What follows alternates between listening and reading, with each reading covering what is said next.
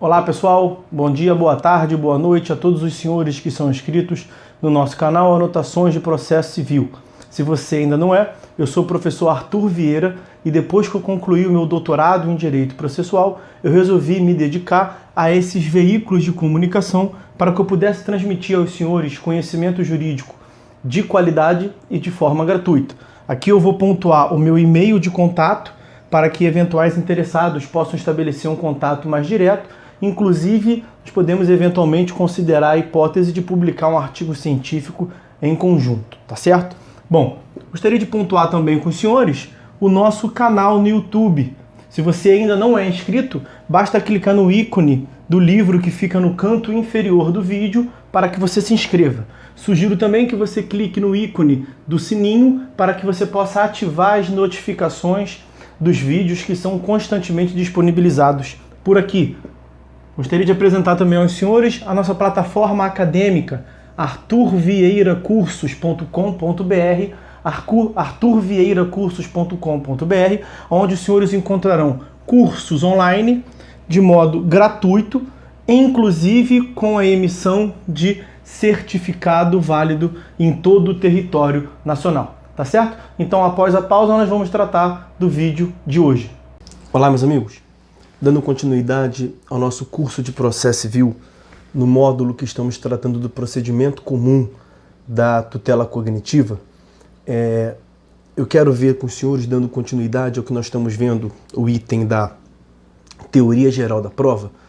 Nós vimos no último vídeo o tópico do ônus da prova e hoje eu quero tratar com os senhores sobre a distribuição do ônus da prova. Basicamente, falar em distribuição do ônus da prova é distribuir o encargo probatório, significa afirmar, investigar quem é que deve, ao fim e ao cabo, produzir prova sobre o objeto, que são as alegações de fato. E aí nós temos dois sistemas. Um primeiro sistema, que é a regra geral, é a chamada distribuição legal ou distribuição estática, que é a regra e encontra-se prevista no artigo 373, caput e seus incisos. Até fazer uma ressalva que no último vídeo, salvo engano, quando fui fazer aqui a edição, uma última olhada, eu mencionei artigo 383, 383 na correria.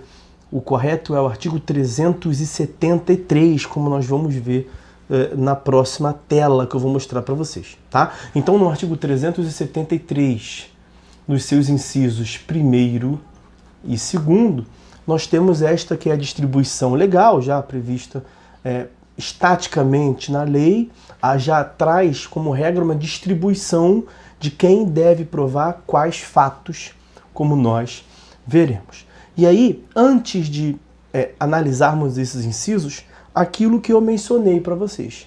A regra de ouro para a compreensão é que quem alega tem que provar. Querem ver? Vejamos bem. Vamos lá. Artigo 373, como havíamos adiantado. Olha lá. O ônus da prova incumbe. Percebam bem como havíamos adiantado no vídeo anterior. Produzir prova é um ônus. O ônus da prova incumbe ao autor, quanto ao fato constitutivo de seu direito. Mas percebam bem, quem é que alega em juízo que possui um fato que constitui o seu direito para que formule uma pretensão? É o próprio autor. Então, ele vai ter que provar esse fato constitutivo porque quem alegou foi ele, o autor. O que eu falei? Quem alega tem que provar. Esta é a regra. O fato constitutivo é aquilo que nós já mencionamos mais de uma vez aqui, é a causa de pedir remota. causa de pedir remota, artigo 319, em seu inciso 3º do CPC. Ok? Bom, vamos voltar. Inciso 2º. O ônus da prova incumbe ao réu quanto à existência de fato impeditivo, modificativo ou extintivo do direito do autor. Mas quem é que alega um fato que pode impedir? Quem é que alega um fato que pode modificar? E quem é que alega um fato que pode extinguir o direito do autor? Evidentemente que não é o autor.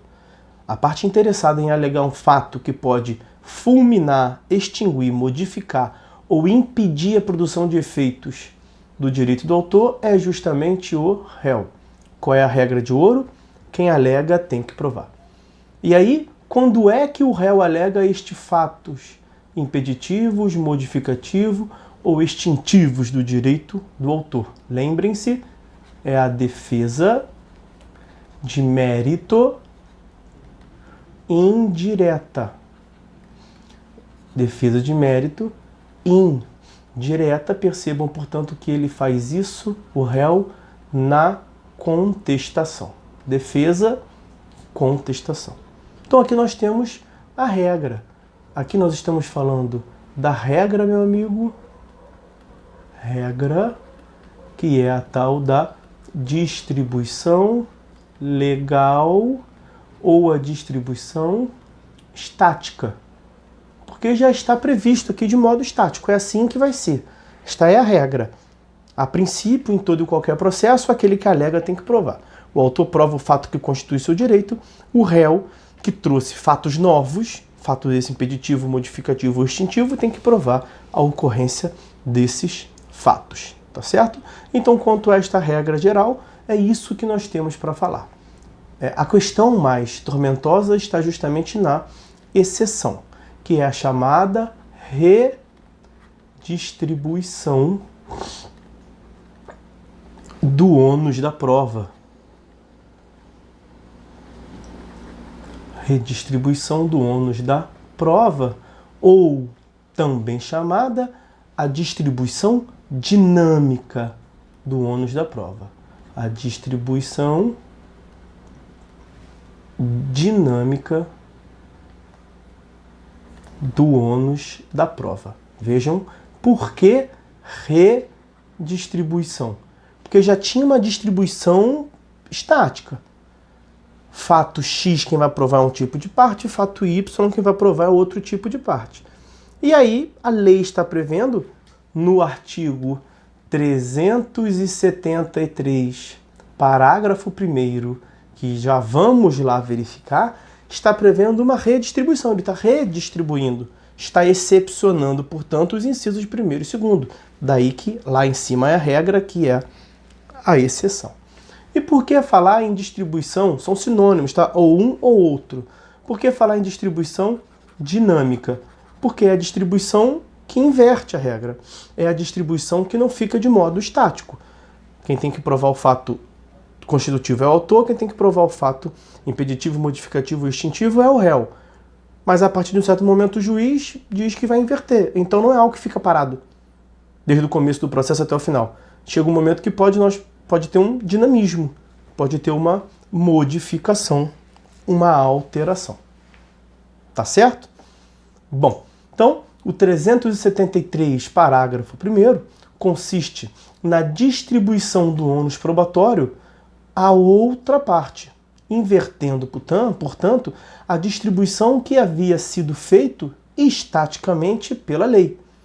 Em quais casos? Nos casos em que haja uma impossibilidade ou excessiva dificuldade no cumprimento do encargo por uma parte, ou se for mais fácil ou mais simples a obtenção da prova do fato contrário pela outra parte, desde que isso não implique para a outra parte que vai sofrer a redistribuição um ônus impossível ou excessivamente oneroso de se desincumbir.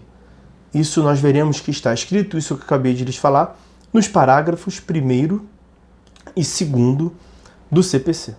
Então vamos lá aos parágrafos 1º e 2º do artigo 373 do CPC, que trata da distribuição dinâmica ou redistribuição do ônus da prova. Então, quais são os casos? Casos previstos em lei, já falaremos sobre isso. Os senhores devem saber que o Código de Defesa do Consumidor já prevê lá uma hipótese de inversão do ônus da prova, tá certo? Eu não quero falar disso agora, falarei disso adiante. Casos previstos em lei ou, não é apenas em casos previstos em lei, o grande ganho do CPC está neste ou diante de peculiaridades da causa, é uma causa, portanto, peculiar, é uma causa sui generis, relacionada, como eu disse para os senhores lá, à impossibilidade ou a excessiva dificuldade de cumprir o encargo nos termos do caput. Então, analisando a distribuição estática, qual foi a alegação de fato que se reputa impossível ou excessivamente difícil de se cumprir? Foi a alegação X. Quem foi que alegou o fato X? Foi o autor. Então, é um fato constitutivo, deveria o autor produzir aquela prova, mas é impossível ou é excessivamente difícil dele cumprir esse encargo. O juiz pode considerar a redistribuição. Tá bom? Ou, aqui já tem um outro ou. Então, nessa segunda hipótese, vamos voltar aqui. Aqui nós temos a primeira hipótese, casos previstos em lei. Aqui nós temos a segunda hipótese, casos sui generis, casos peculiares. Aqui nós temos o 2.1, impossibilidade ou excessiva dificuldade. Então, a parte que receberia a distribuição estática não consegue cumprir por impossibilidade, então 2.1a, ou excessiva dificuldade, 2.1b. Essa é a primeira hipótese. E aqui vem outro ou, e aí vamos lá, vamos pontuar. Não quero botar em preto não, deixa eu botar em azul. Ou a maior facilidade de obtenção da prova do fato contrário. Então, esse maior facilidade da obtenção do fato contrário é o item 2.2. Então, pode ser muito difícil para a parte que teria que provar, ou impossível, muito difícil ou impossível para a parte que teria que provar, ou muito fácil, maior facilidade da parte contrária, produzir a contraprova, produzir prova do fato contrário, me perdoem. E aí poderá o juiz fazer o quê? Aqui está a conclusão. Poderá o juiz atribuir o ônus da prova de modo diverso. De modo diverso, leia-se invertendo. Então aqui nós tiramos a inversão do ônus da prova. Inversão dos incisos. Continua. Desde que o faça por decisão fundamentada, evidentemente, o Estado Democrático de Direito não comporta exercício abusivo, arbitrário, subjetividade. Vejam o artigo 93, inciso 9 da Constituição Federal, artigos 11 e 489, parágrafo 1º do CPC, que tratam do dever de fundamentação. E aí continua uma outra parte importante, caso em que dará oportunidade de se desincumbir do ônus que lhe foi atribuído. Deverá dar a parte, qual parte? A parte que recebeu o ônus pela inversão. Então quem deveria produzir é o réu. Só que aí mostrou-se que é impossível para o réu produzir. Mostrou-se que é excessivamente oneroso, excessivamente difícil para o réu produzir. Ou mostrou-se que é muito fácil para o autor produzir. O juiz pode inverter? Pode. As hipóteses que eu falei, 2.1a, 2.1b ou 2.2. São essas três hipóteses que justificam a inversão. Se o juiz inverter, deveria ser o réu, distribuição estática, vai passar a ser o autor. Pode fazer isso? Pode. Mas o juiz pode fazer isso a qualquer momento? Não. O juiz tem que fazer isso dando oportunidade para que o réu se desincumba. Porque, vejam, nós devemos assegurar o contraditório, a parte que recebeu o ônus. O contraditório lido pelas lentes do direito de influência. Eu tenho sempre dito isto com os senhores. Direito de influenciar no resultado. Isso aqui era para combater um fenômeno que já foi, inclusive, validado, afirmado pelo STJ, de que a inversão do ônus da prova seria uma regra de julgamento. Uma regra de julgamento que permitiria, portanto, que os juízes invertessem o ônus da prova quando do momento do julgamento.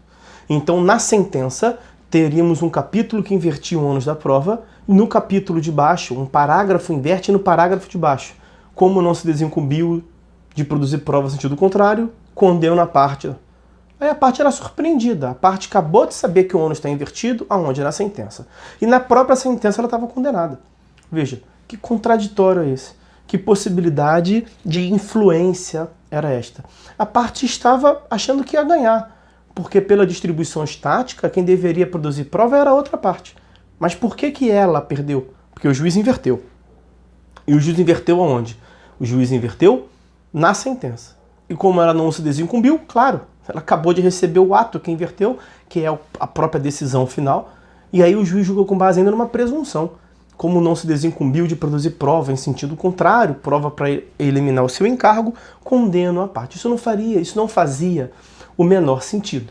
Então, esta inversão do ônus da prova, esta distribuição dinâmica do ônus da prova, a redistribuição do ônus da prova, passou já desde antes da edição do novo código, tá, meus amigos? O STJ aqui, ele migrou, ele modificou a sua jurisprudência, ela passou a ser entendida como uma regra de procedimento. Não uma regra de julgamento, como inicialmente se afirmou, mas uma regra de procedimento. Como assim uma regra de procedimento? O juiz pode inverter? Pode, mas no meio do procedimento, no curso do procedimento, de modo a assegurar o contraditório, a influência. Mas não tinha texto de lei expresso nesse sentido. Isto era uma construção acadêmica, uma construção doutrinária e jurisprudencial. Agora está aí, texto expresso de lei, artigo 373, parágrafo 1º, parte final. E não é apenas o 373, parágrafo 1º, parte final. Nós já estudamos um outro dispositivo que trata disso. Artigo 357, inciso 3º do CPC. Vejam se nós não tratamos disso aqui. Artigo 357 é aquela decisão de organização e saneamento do processo, decisão de organização e saneamento do processo. No inciso 3º, o que o juiz vai fazer? Definir a distribuição do ônus da prova, observado o artigo 373. Aí ele vai decidir se vai aplicar a regra, inciso 1º, inciso 2º, ou se ele vai aplicar a exceção. Onde está a exceção? Parágrafo 1º. Ele pode aplicar a exceção? Pode. No momento do julgamento? Não. No curso do procedimento. E a lei indica que ele faça isso na decisão de saneamento e de organização do processo. Tá certo? Bom, voltando aqui para a tela inicial, o juiz vai fazer isso, portanto, esta redistribuição do ônus da prova, observado o artigo 373, parágrafo 1º, diante daquelas situações que nós já vimos, impossibilidade da parte que receberia a distribuição estática, a excessiva dificuldade da parte que receberia a distribuição estática, ou se for muito fácil, para a outra parte que não receberia a distribuição estática e vai passar, portanto, a receber a redistribuição. Ok? Bom, esta decisão interlocutória, e veja, acabamos de ver, artigo 357, inciso 3º. E também vejam lá o artigo 203, parágrafo 2º. É uma decisão interlocutória, porque tem conteúdo decisório e não coloca fim ao processo. Esta decisão interlocutória se submete ao recurso. Qual recurso? Recurso de agravo de instrumento. É importante tratar disso, mesmo eu tendo ciência muito bem de que aqui não é o capítulo de recurso, o curso sobre recurso, porque eu já posso adiantar que no Código atual nem todas as decisões interlocutórias estão sujeitas ao recurso, nem todas. Somente aquelas que expressamente o ordenamento jurídico afirmam o cabimento do agravo de instrumento. E nesta decisão nós temos a afirmação expressa no artigo 1015, inciso 11 do CPC. E lá ele faz menção expressa neste inciso 11 ao 373, parágrafo 1º. Tá certo? Bom. E aí, uma última consideração que eu quero fazer com os senhores, não precisamente a última conclusiva, mas encaminhando para o final, é tratar aqui de uma linha evolutiva, uma pequena evolução para chegar num ponto maior que eu quero tratar com os senhores. Vejam, no Código de 73 não havia previsão expressa no sentido da redistribuição do ônus da prova. Mas havia a previsão em outras leis, leis especiais, leis esparsas, que tratavam dessa redistribuição do ônus da prova. Por exemplo, o artigo 6º, inciso 8º do CDC. CDC, artigo 6º, inciso 8º. Trata lá da inversão do ônus da prova, e a curiosidade é que lá no CDC se exige a verossimilhança das alegações. Então, se for levar a ferro e fogo, a inversão do ônus da prova lá no CDC é até mais exigente do que a inversão do ônus da prova aqui no Código de Processo Civil, tá? Porque lá se exige a verossimilhança das alegações. Vejam que aqui não se tratou desta exigência. Também a CLT, na verdade, o processo do trabalho, desde sempre tratou dessa possibilidade de inversão do ônus da prova. Vejam lá o conteúdo da súmula de número 338 do TST, e recentemente isto foi alterado numa reforma de 2017, no artigo 818, parágrafo 1º da CLT. E esse parágrafo 1º do artigo 818, como eu disse, deu por uma reforma de 2017, onde o legislador meio que repetiu a disposição do Código de 2015. Tá? Também um outro exemplo de leis esparsas é o sistema ambiental. Também no sistema ambiental, por conta da súmula 618 do STJ e também da leitura combinada dos artigos 117 e do artigo 6º, inciso 8º do CDC, tá bem pequenininho ali na tela, com dois espaços, artigo 6º, inciso 8º do CDC, isso poderia ser aplicado. Isto, a inversão do ônus da prova. O que eu quero pontuar com os senhores é que no sistema processual antigo só se cogitava de inversão do ônus da prova em sistemas processuais que gravitavam em torno do CPC, em relações processuais especiais. Vejam que há um ponto de contato entre elas. A característica comum a uma relação de consumo, a uma relação trabalhista e uma relação ambiental é a hipossuficiência.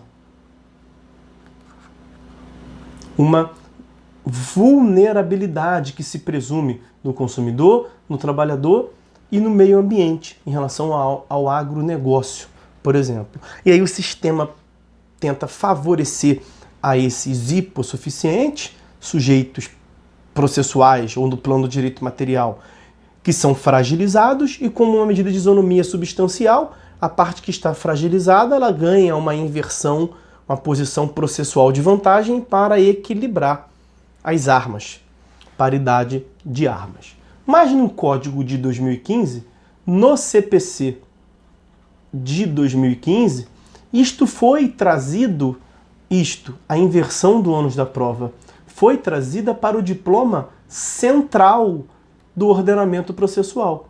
Então foi trazida para uma norma geral, como é o Código de Processo Civil.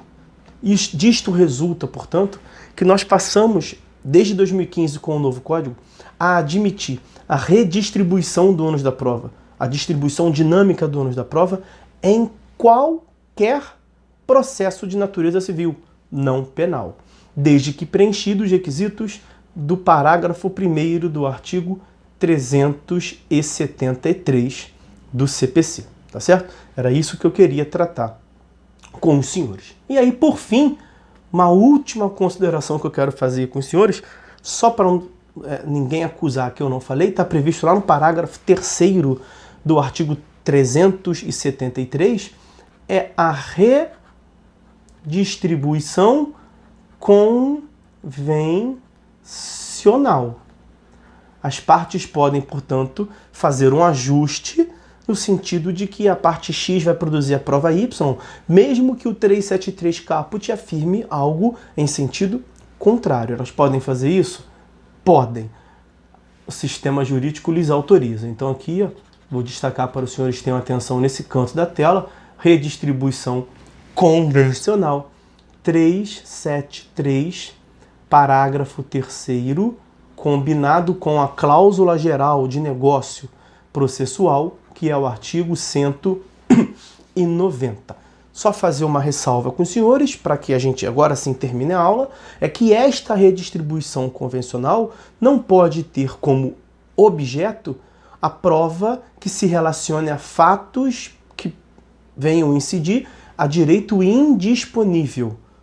Então nós não podemos ter redistribuição do ônus da prova, por exemplo, para que se atribua ao menor a necessidade de produzir prova em relação à paternidade.